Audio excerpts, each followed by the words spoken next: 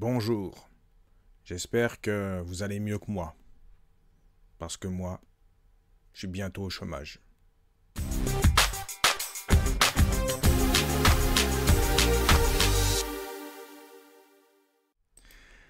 Alors, vous n'êtes pas sans savoir que en ce moment, le Japon connaît la fièvre de la nouvelle exposition universelle de Osaka. Ça fait les news matin, midi et soir au Japon, c'est la folie. C'est vraiment la folie. Il y a des problèmes, mais des fois il y a des trucs qui vont bien. Enfin bref, on ne parle de ça que de ça toute la journée. Et évidemment, une exposition universelle, c'est l'endroit rêvé pour toutes les sociétés, les entreprises du monde entier pour révéler un petit peu leurs dernières nouveautés, les découvertes, les travaux sur lesquels ils travaillent pour le futur.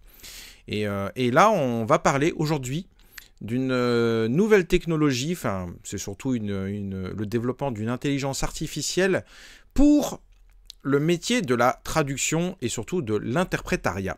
Donc c'est pour ça que je faisais cette introduction, parce que moi, à la base, je suis traducteur-interprète. C'est deux métiers différents, hein, mais je fais les deux. Et évidemment, le métier de la traduction et de l'interprétariat, c'est l'une des premières qui va dégager avec l'intelligence artificielle. Alors, j'ai fait des études de traduction et d'interprétariat à la fac, à l'INALCO, au début des années 2000, enfin à partir de la fin des années 90, et déjà à l'époque, on me disait, bah vous savez, maintenant, il y a Internet qui est arrivé, on est en 98, hein. Donc, il n'y a plus beaucoup d'avenir pour la traduction et l'interprétariat parce que les ordinateurs vont mieux le faire que nous. Alors, au début, on rigolait un petit peu, on se disait, ouais, mon œil, parce que, bon, jusqu'en 2024, jusqu'en 2023-2024, honnêtement, moi, je faisais partie de ceux qui disaient, bon, bah écoutez, vous êtes bien gentil avec vos traductions automatiques, mais en tout cas, en japonais, je suis désolé, mais c'est de la demeure. Vraiment, n'utilisez pas les traducteurs automatiques en japonais. Une fois sur deux, c'est incompréhensible. Alors, sauf pour dire bonjour, je voudrais trouver le métro. Ça va. Mais dès que vous voulez faire une phrase ou avoir une conversation un petit peu soutenue, c'était vraiment n'importe quoi. Mais je dois bien avouer que depuis un an, ça progresse. Ça progresse très très vite. Et donc là, oui, maintenant, je rigole un petit peu moins. Et effectivement, je sens que mon travail est très très largement menacé. On verra bien. J'ai encore, je pense, quelques années devant moi. Hein, et je pense pouvoir faire encore 2-3 trucs. Mais d'ici 5 ans, à mon avis, on n'aura plus trop besoin de moi pour la traduction et l'interprétariat. Puisqu'on va tous se balader avec l'objet qu'on va nous montrer tout de suite. Allez, c'est parti, c'est une news de Osaka News. Alors forcément, Osaka News, il ne parle que de l'exposition universelle. Allez, go!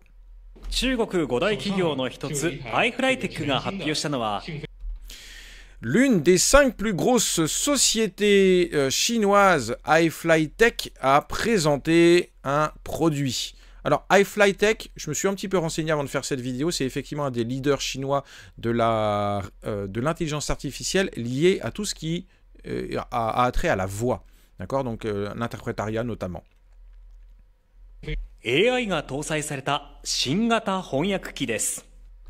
Voici une nouvelle machine à interpréter utilisant l'intelligence artificielle. On voit les deux écrans, c'est très joli, hein, très joli.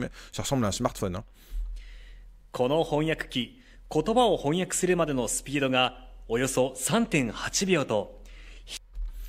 Cette machine à traduire a une vitesse moyenne de 3,8 secondes avant de vous proposer sa traduction.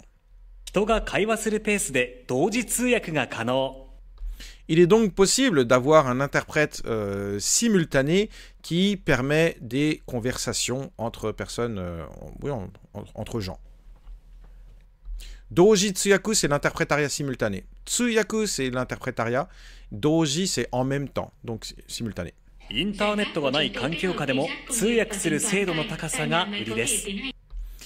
l'un de ses points de vente, l'un de ses arguments de vente, c'est qu'il est même capable de traduire quand vous n'êtes pas dans un environnement en ligne. Donc même s'il n'y a pas Internet autour de vous, eh bien ça fonctionne, ça marche. Et ça, c'est l'un des arguments.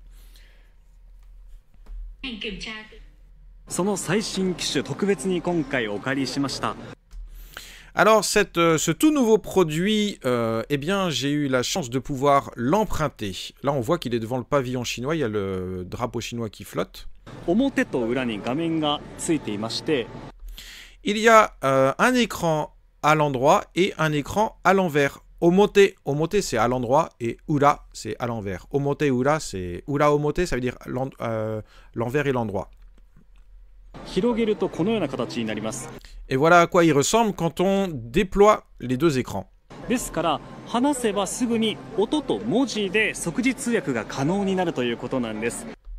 Et quand vous parlez dans le micro, vous avez une traduction simultanée non seulement par la voix, mais également avec le texte sur le deuxième écran.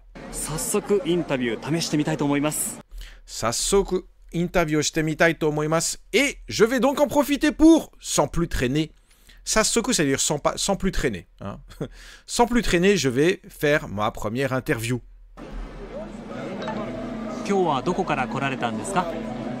D'où est-ce que vous venez aujourd'hui? Alors là, il a traduit en chinois. C'est effectivement assez rapide par rapport à ce qu'on connaît aujourd'hui. Mais je trouve que c'est pas si rapide que ça, perso.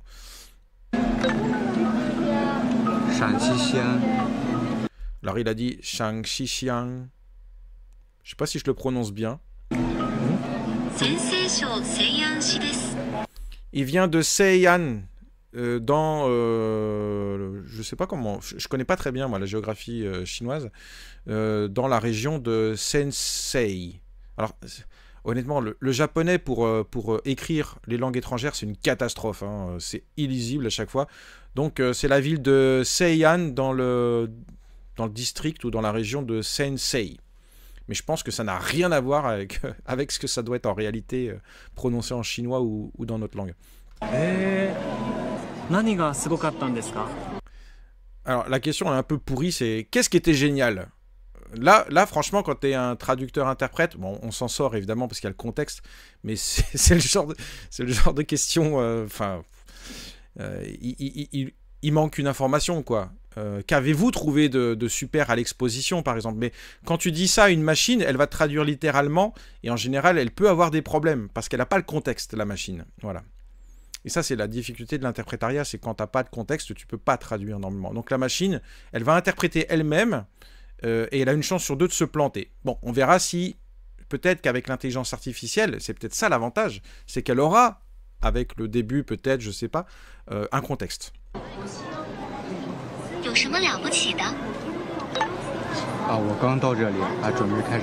a l'air d'avoir compris.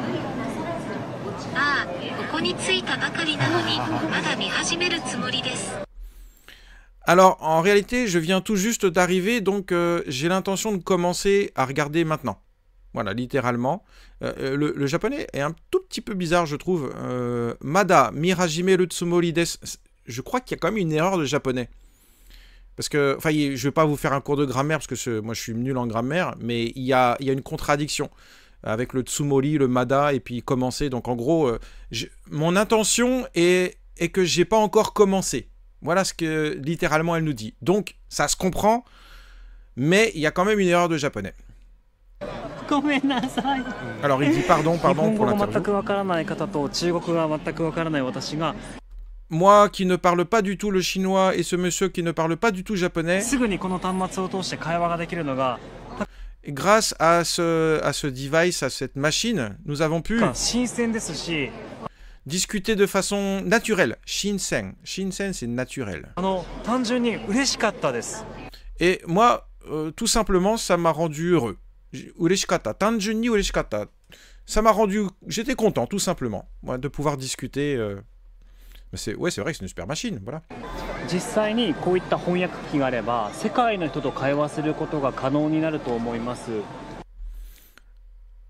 Alors, avec ce genre de machine, nous allons désormais pouvoir communiquer avec des gens du monde entier.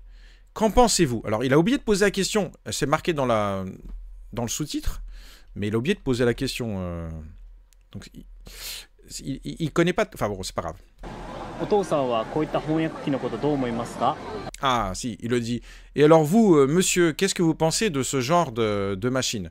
Et alors là, il a dit quelque chose de très marrant, c'est qu'il a dit Oto-san wa.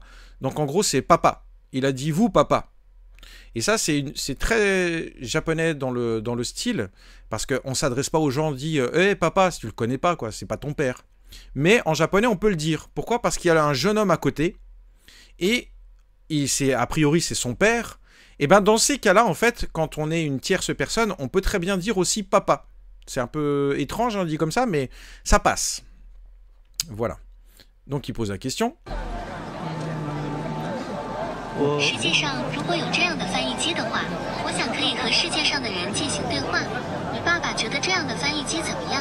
Ça a l'air naturel hein, quand même.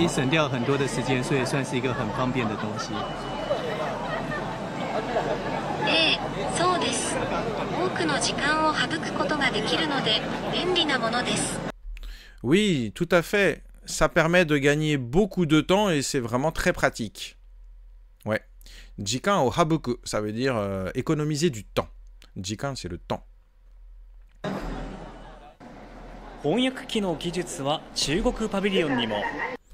Et dans le pavillon de la Chine, il y a d'autres expériences utilisant l'interprétariat.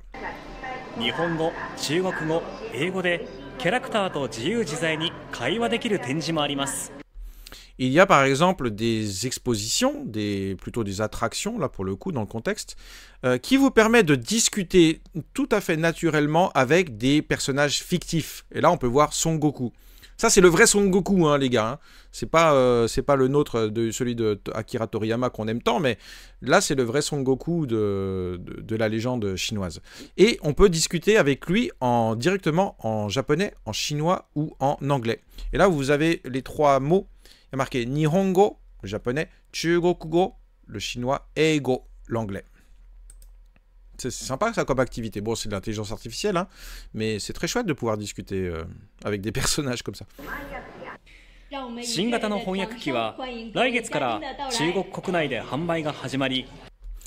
Cette machine à traduire va donc oui c'est ça, cette toute nouvelle machine à traduire va donc être commercialisée à partir du mois prochain en Chine. Son prix de vente sera approximativement de 120 000 yens, donc ça fait à peu près 700 euros, ouais, 700 euros je pense.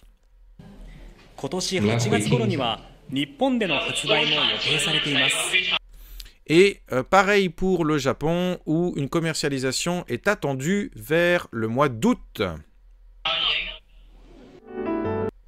Bon, alors, moi j'avais plein de choses éventuellement à vous dire au sujet de cette machine. Qu'en avez-vous pensé? Moi j'attends vos commentaires, je serais très curieux de lire ce que vous en pensez. Alors je vais être un petit peu cynique, non pas que je sois mauvais perdant parce que je vais me faire exploser dans quelques semaines et que je suis au chômage, et donc c'est pour ça que j'ai marqué, vous l'avez peut-être remarqué aussi dans le synthé qui défile, c'est « Aux chiottes les traducteurs ». Alors oui, bon la machine, en réalité ce genre de traducteur ça existe déjà depuis un certain temps, même depuis assez longtemps. Moi j'en vois passer depuis 4 ans des touristes, même des gens, des amis à moi qui viennent du Japon pour faire un petit tour en France, etc. Ils ont tous ce genre de petite machine, et honnêtement c'était pas très fiable, mais c'était vraiment pas très fiable. En plus il fallait une connexion internet, donc en réalité, je vais être sincère, je vois pas vraiment de nouveauté. C'est juste que c'est peut-être plus performant et que peut-être enfin ça va être pragmatiquement utilisable. Hein. Je sais pas si ça se dit en français non plus. Mais jusqu'à présent, et puis, enfin, c'est pas encore vraiment une nouveauté. Ensuite, le deuxième écran, pour moi, c'est extrêmement gadget. Pourquoi? Parce que, encore une fois, ce genre de traducteur, ça existe aussi sur smartphone, tout simplement. Il y a des applications qui le font. Alors, c'est peut-être pas aussi performant, encore une fois, mais qui le font déjà. Et alors, c'est quoi la différence? C'est juste que quand tu parles, c'est retranscrit, pareil, le texte, tu as juste à faire ça, quoi. Et bien là, tu n'as plus besoin de faire ça. Voilà, c'est tout ce que tu as gagné avec le deuxième écran, en réalité. Donc, pour moi, c'est un peu gadget.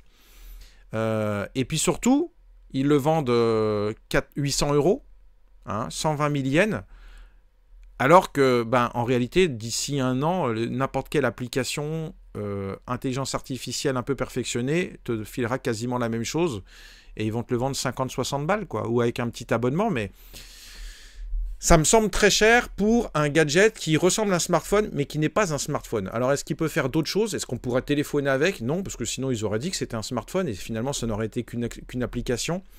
Donc, pour moi, c'est un gadget. Voilà, un gadget perfectionné, mais gardez vos sous. Pour le moment, n'achetez pas ça tout de suite. Je pense très sincèrement que des applications vont apparaître beaucoup plus vite et qui seront très performantes. Et pas forcément d'applications, hein, je veux dire, je suis sûr qu'il y a des chats GPT qui vont pouvoir le faire en ligne très très bien. Et nous, on n'aura plus qu'à aller se faire voir. Bon, en attendant, si vous avez besoin de traducteurs-interprètes, continuez de passer par des humains, parce que là, on dira encore ce qu'on voudra. Là aussi, c'était le dernier truc que je voulais dire avant de conclure sur le dernier mot, mais 3,8 secondes, c'est beaucoup, hein, en réalité, pour avoir le début de la traduction. Je pense que c'est beaucoup, donc ça prouve aussi encore un petit peu que l'humain a encore un petit peu le dessus sur l'interprétariat. Ça va pas durer. Hein. Je suis réaliste, ça va pas durer. Quant à la qualité de la traduction, évidemment, je pense, là, vu comment c'était, il y a l'air d'avoir des erreurs, mais c'est finalement comme n'importe quel traducteur-interprète qui doit, là, sur le coup, traduire un truc très vite, etc. Il y aura toujours une petite marge d'erreur, et la machine, je pense qu'il n'y en aura plus dans pas longtemps, pour peu qu'elle ait acquis le contexte. Encore une fois, ça, c'est très, très, très important. Ça, c'est un truc que j'ai souvent, c'est qu'il y a je reçois des mails de gens qui me disent « J'ai besoin d'un traducteur, d'un interprète, est-ce que tu peux ?» Je leur dis « C'est dans quel domaine ?» Et s'ils me disent bah, « C'est pour de la parfumerie », j'ai déjà eu ça, je leur ai dit non, parce que je n'y connais rien en parfumerie. Et ils me disent « Mais oui, mais c'est pas compliqué, vous allez voir, il faut juste traduire. » Je fais bah, c'est justement ça le problème en fait, c'est que si j'ai pas les termes techniques de la parfumerie, c'est impossible en réalité. Si tu comprends pas ce que le mec te dit parce qu'il te donne des termes techniques, etc., croyez-moi, c'est absolument impossible de faire de l'interprétariat, absolument. Voilà, donc chaque traducteur-interprète a en général son domaine de spécialisation. On peut se débrouiller, bien entendu, dans tous les domaines à peu près, mais vraiment, c'est compliqué quand on ne maîtrise pas un domaine. Très, très compliqué. Le dernier mot, le mot du jour. Nous sommes donc... qu'est-ce qu'on va voir? On va voir... Ouais, c'est ça. Tsuyaku suru. Tsuyaku suru, c'est interpréter. Parce qu'en réalité, traduire et interpréter, encore une fois, c'est pas la même chose. Et en japonais aussi, traduire, c'est honyaku suru. Honyaku. Et quand c'est interprété, c'est tsuyaku. Alors pour ceux qui, par exemple, ne connaîtraient pas la différence entre interprétariat et traduction, eh bien l'interprétariat, c'est par la voix. On est à côté de quelqu'un et on traduit en simultané ou en consécutif. Et puis... et donc, c'est notre façon, on entend et on retraduit par derrière. Par contre, la traduction, bah là, finalement, c'est beaucoup plus pour le texte. Le texte qu'on va prendre le temps de peaufiner, de lire, de relire et puis d'écrire, etc. Donc ça, c'est de la traduction et l'interprétariat, c'est autre chose. Moi, personnellement, je préfère l'interprétariat. Je trouve que c'est beaucoup plus fun. C'est aussi beaucoup plus dur, mais c'est extrêmement challengeant. Je déteste faire ce genre d'anglicisme, mais j'ai rien d'autre qui me vient là, en impro. Mais j'adore l'interprétariat. Voilà, donc j'espère que je ne vais pas perdre mon boulot tout de suite et que j'aurai encore quelques missions d'interprétariat à me mettre sous la dent. Voilà, ce sera tout pour aujourd'hui. Laissez des commentaires, abonnez-vous. Et on a fait 17 minutes 55. J'arrête avant les 18 minutes. Salut!